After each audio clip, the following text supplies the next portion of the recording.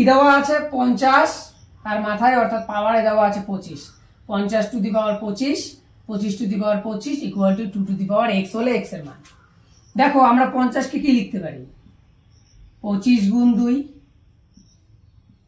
Two the power 25 তো আসেই, আর নিচে 25 to the power 25 equal to 2 to the power x। এবার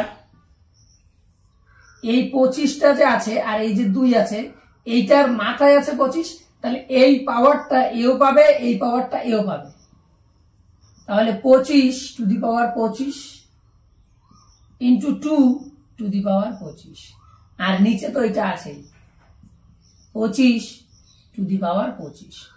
এবার যদি আমি লক্ষ্য করি এইটাও যা এইটাও তা, যেহেতু উপর নিচ আকারে আছে কেটে দিলাম, ডান পাশে 2 টু দি পাওয়ার x।